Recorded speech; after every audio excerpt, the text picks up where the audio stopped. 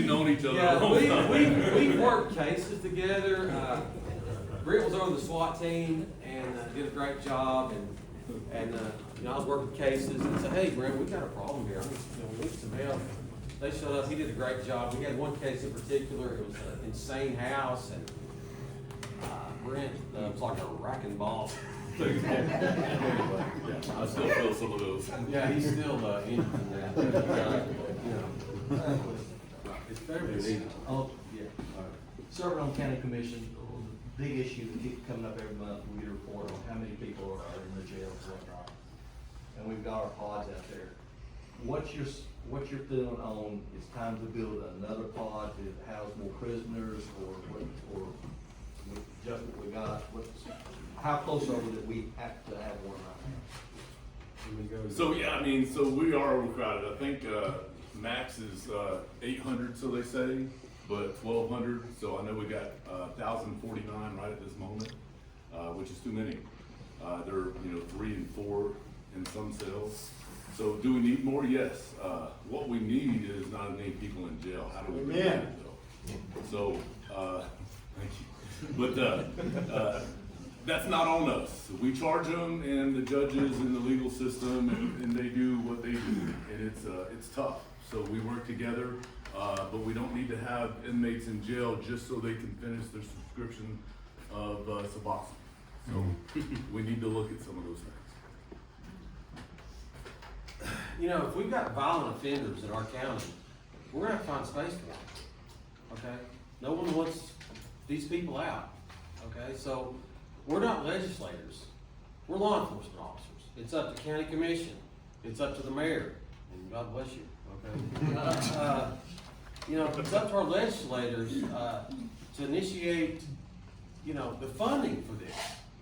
You know, our job is to keep the people in this county safe. And if they commit a crime, I'm gonna put them in jail. I'm gonna find somewhere to put them. But I worked out there with the pods, and even back when I worked, almost 3 decades ago, even then there were the issues. But I know we did some things up at the penal farm. So we've got to find the resources to house these people if we have violent offenders.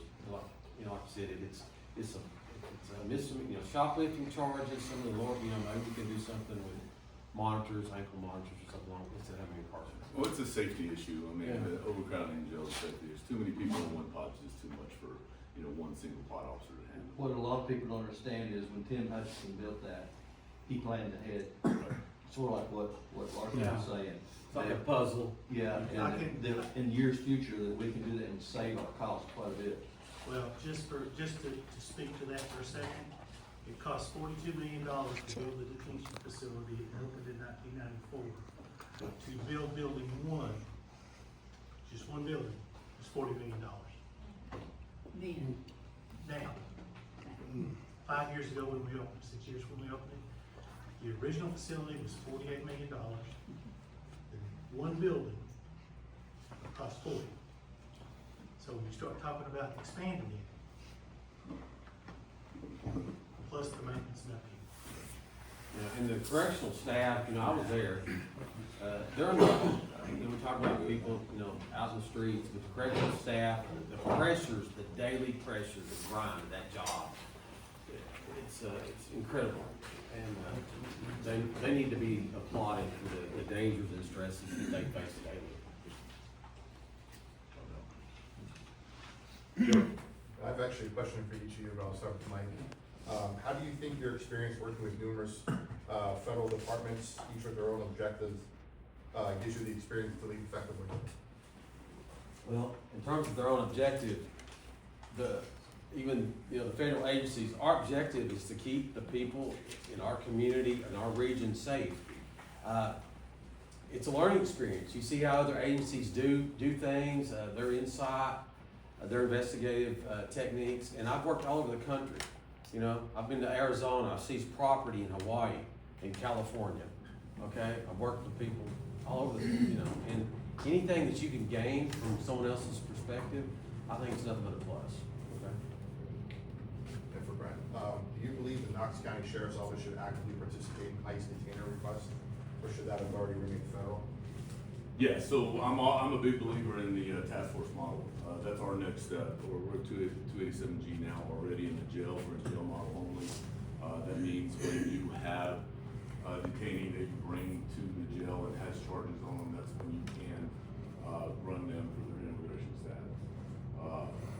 I believe that we should be able to do that in the field. That task force model, which is the next step, there's actually 3 steps. That task force model is our next step. And the federal government does pay us to be members of that. And they're not full-time members. They are just patrol officers that take those classes and get trained with that. My wife is one in suburban PD, so that they're on that model and we should be. Got a question? I just want to ask, as far as Farragut, are we going to, is the town going to be getting more control for the traffic? So this is what I like to tell everybody, who all pays Knox County taxes in Knox County? Everybody. So that includes inside the city, right?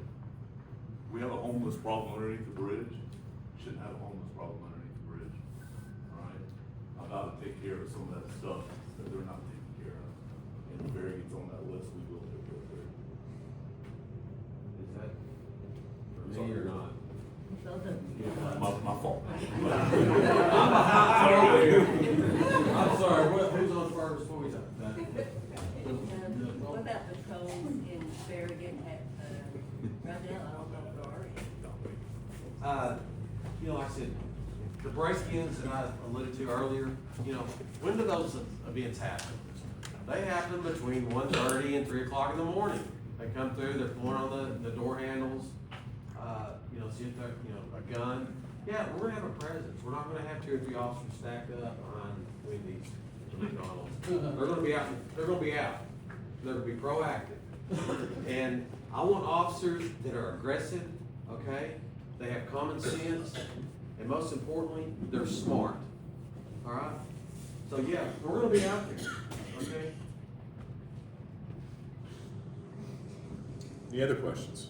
I have a question. Yes. So I work a lot in Knox County Juvenile Court. You know, everyone is aware of some of the issues that have occurred in the detention facility.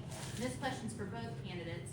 Under your administration, what does the housing and rehabilitation and programs look like for juvenile offenders, and how will that be treated? Well, right now, in terms of, Judge is over that facility. And I had a conversation with him about 3 days ago, about the dynamic of that, because it seems like it's continuing to evolve. He's over the system, he's over hiring, and over security there at the facility. So with that being said, the Knox County Sheriff's Office is not involved, okay? And I allude to the fact, you know, you got dangerous people there, in terms of having a law enforcement presence, people that are trained. You have to have separate training for, you know, it's enhancement for juvenile.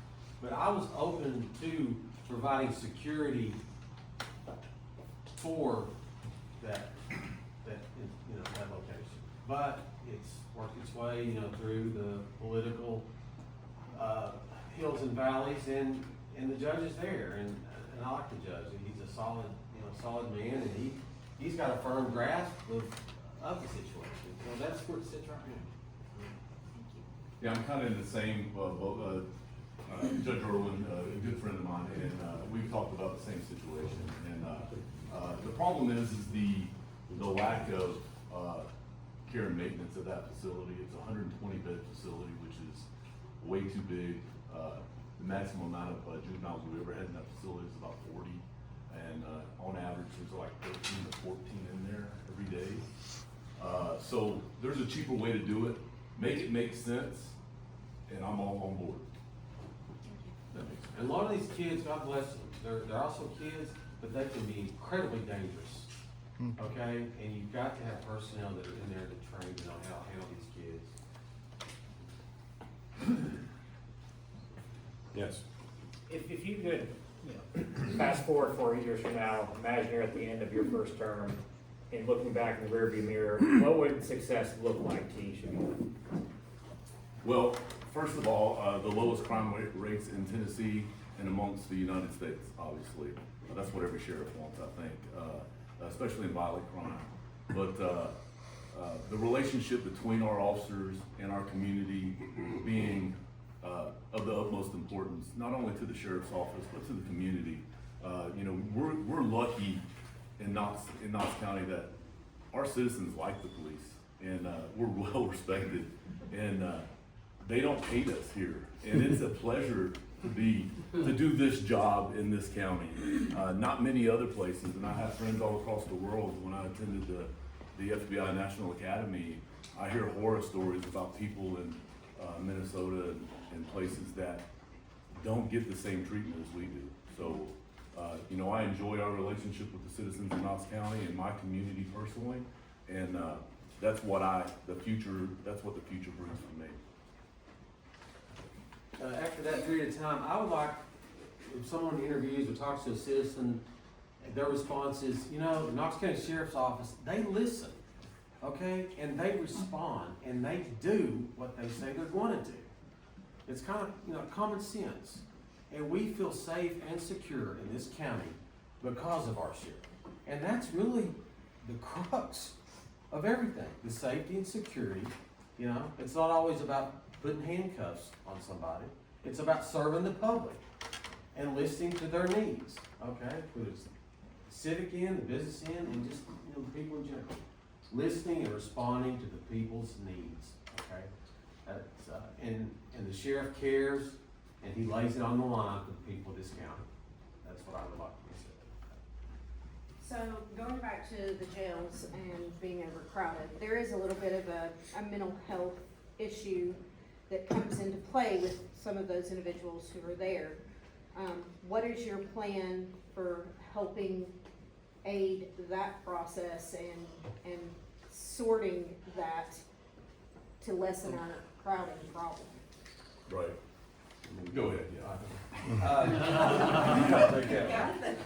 I've talked to some of the state legislators, and like I said, we're not legislators. We don't, you know, we don't buy the facilities.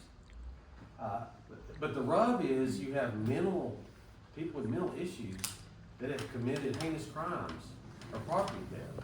Okay, so they're in the system. We have to have the facilities to house these people. And I talked to State Representative Becky Massey, and I think she's working on something to get like 50 to 100 beds, okay, for some of the mental health element. That's a start, but we have to get proactive thinking. We have to have the space, and that's the bottom line. It's bricks and mortars, and that's a legislative issue. Yeah, like Mike's saying, it's all about money and making those facilities available. You know, the jail is overcrowded, and a majority of those people are mentally ill, and the reasons for their mental illness, you know, stem from several different things. Most of that drug abuse and the history of that. So they are, you know, like Mike said, they are breaking the law.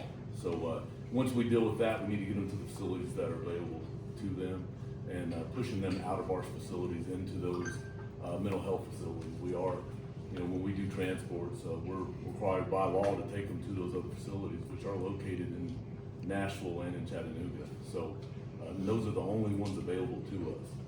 So it's hard when you don't have one here. We got a 50-bed facility planned, I think, is what they're talking about, which is fantastic. That's going to create a dent, but it's not going to solve the problem. So we're still going to have to research on how we're going to do that as a government to make, you know, take the pressure off the jail overcrowding. Yes, in the back. What's the biggest, for Knox County, if you're looking at like a business, what would be your biggest line item dollar-wise? Well, in any business, it's always salaries. I mean, that's what 85% of our dollars go to. And we don't pay enough now, how are we gonna fix it? You know, so we need to tighten our belt like everybody else does. The schools did it for $41 million somehow and gave their guys a humongous raise the year before last. I said we can do the same thing. One thing that I'm gonna look at, Sheriff, is possibly hiring a grant writer, having someone out there, doing research to try to get, grants and other revenues to our department. I was talking to the General Sharm Allen about 3 months ago, and she said, "Hey, Mike, I'm really excited about something." I said, "What?" She goes, "We got a grant to hire 3 more detectives." Okay, I don't know where that came from. So that's something else that we can explore, maybe that it'll give, bonuses or something along those lines, or some type of supplement, to the officers. Because there's a lot of federal and state grant money out there that can maybe be a bridge to help us a little bit. But they don't make it up. They risk their lives every day, Any other questions? Yes, sir. As an officer at the Knox County Sheriff's Office, and I'm not talking about myself, because I'm like Brent here, I'm at 32 years, so I can leave. I'm talking about our young officers that are here now, and these ones that's been here for 10 or 15 years. We just got one of the biggest raises that Knox County Sheriff's Office has gotten, in several years, okay? But we're still Behind market value. way behind market value. Again, I'm not talking about for myself, I'm talking about for these ones that are still here, that's gonna be here. How are you going to try to get and retain officers in that situation? Because a lot of people can say all they want to about this or that going on in the sheriff's office, and that's why we can't retain them. Our biggest problem is we can't retain officers because the money is not there. Well, Most of these officers are having to work side jobs and work another 20 to 40 hours a week Yeah. just to make ends meet, take care of their family. James, I know as well as you do. I did it all my life, and those valuable hours that I spend away from the house, working at the movie theater or at the truck stop or wherever the case may be, until I did get some rank and actually got paid for a living. It takes a lot of time. I mean, the 20 years of my life, I spent working overtime and extra jobs, so it is important. So one thing that I would love to push is incentives, like education incentives. Not only that, but the benefits that we get. We need to look into lowering insurance. Like I said before, my wife works at Sevierville PD. She pays $40 a month for family insurance. That's her city taking care of her.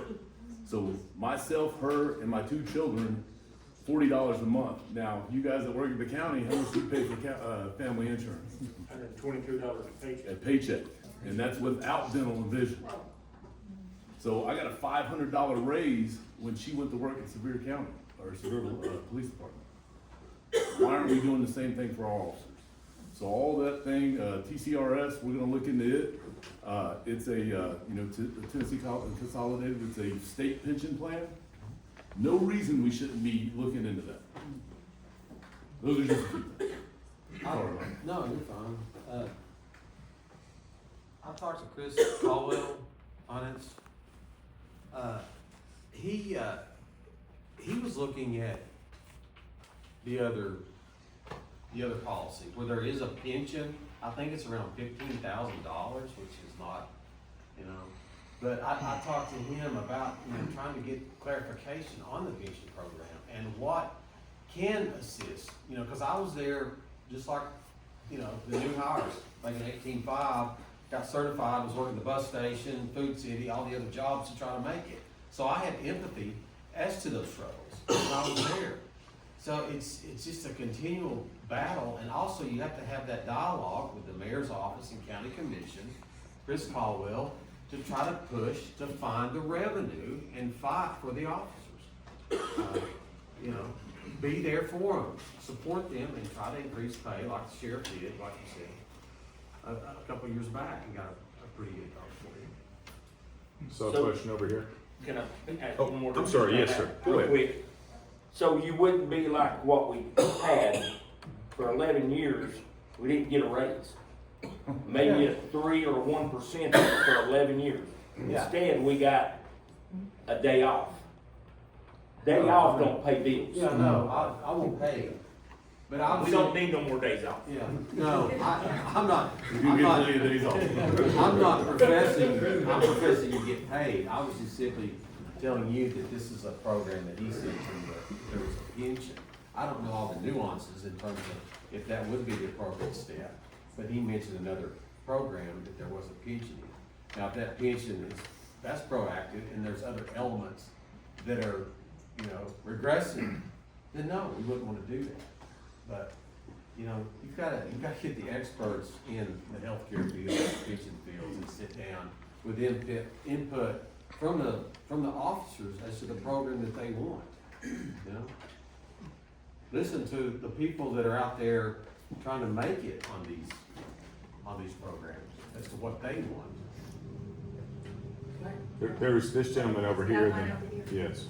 Okay, how do you propose to deal with the homeless problem under the underpass downtown?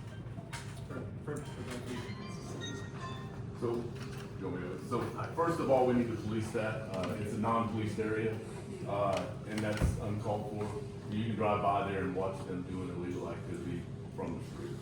So that's first and foremost, we go down there and police. It's pretty simple. I would, you know, my son lives out past Fulton High School, and I go up there on Broadway all the time, late hours sometimes to see him. It's a nightmare, okay? It's ridiculous. As the crow flies, it's probably a mile from the city county building. I don't understand it. I went down there and took a tour of the farm facilities, which they have medical care in there. They have case files and all the people in there. And I asked some of the homeless people there, I said, what's going on the bridge? I said, in terms of, you know, there's a couple hundred people there. I said, in terms of criminal activity, how many people under the bridge involved in criminal activity? And the lady said, all of them. Okay, I said, all right, you know, you can take a couple of cruisers in there, park randomly. A lot of that would alleviate the problem. They'd go somewhere else. They said, yes, the guy in blue hair, he's the one on the bridge supplying dope to everybody on the bridge. Okay, now who knows what the exact dynamic was on that, but some just initial steps could have a huge impact. There's a presence down there, they're gonna go somewhere else. Okay? Yes, sir, there was a question back here. So this is just a question, for, I guess, for all of the officers in here, because I'm ignorant. Are we currently understaffed in the Knox County Sheriff's Office? Not currently.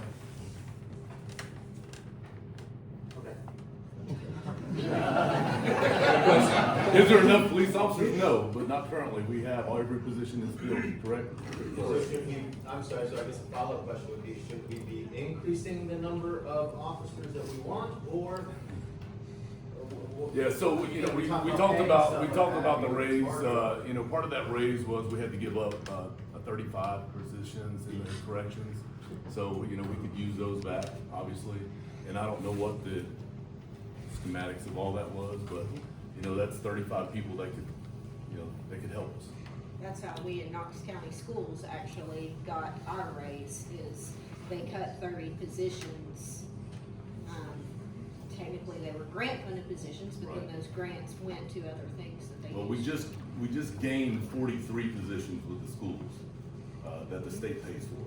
So hopefully we can work that back in and then add 43 positions from that. That's $3.2 million that the state pays us every year, just that school, officers in the school. My thoughts are, you know, so we have X, we're allotted X, you know, say 10 officers, we're allotted, and we have 10. Okay, but is that doing the job? Okay, just because you have all your officers that you have at the time, is that doing the job? In my opinion, no. You know, we see constantly our county's off the charts in growth, and you can see it. They're putting a house everywhere, all right? So with our population growth and maintaining a status quo of officers, that's not doing the job. We need more officers to match the growth we're experiencing as a county. You know, all these people from the West Coast, Northeast, they want to come to God's country, okay? And God bless them. But we can't maintain the status quo of law enforcement. We have to elevate. And that's the county commission and mayors. So Ready for me now? Yeah, now that's the question to Larson, how are we going to do this? Sorry. Yeah. Sorry. Are there any more sheriff-specific questions? I see this gentleman, and then we'll get to you, sir. Yes, sir. So this is kind of a loaded question. Speaking specifically under the bridge, it's not an unpoliced area. I work for the city of Knoxville. Sure. Speaking also in the aspect of overcrowding, yes, everybody under the bridge is committing a crime 95% of the time. We can't go in there and round them up and take them all to the jail, because then that continues adding to the overpopulation. So a lot of times it's misdemeanor citations, and then it turns into FTA warrants, and we hook them up then and then take them. So I guess my question would be is, what kind of steps are you guys gonna take in office to work together with surrounding agencies, not just KPD, but everybody? Yeah, so I mean, it's very important to have a good relationship with all the other counties, not just the sheriff's office, but the police departments that touch Knox County. I know most everybody, and we work well together. You know, at Knox County, and you know from being at KPD that you know, they come to us when we need help. They're answering our calls. You guys answered our calls for months when Officer Blakely was fatally shot and killed. So, yeah, we're going to continue that relationship. And the homeless situation under the bridge, I know they take 2 people from the east side to come over, and they move everybody out and clean that place up. Why did they let them back in?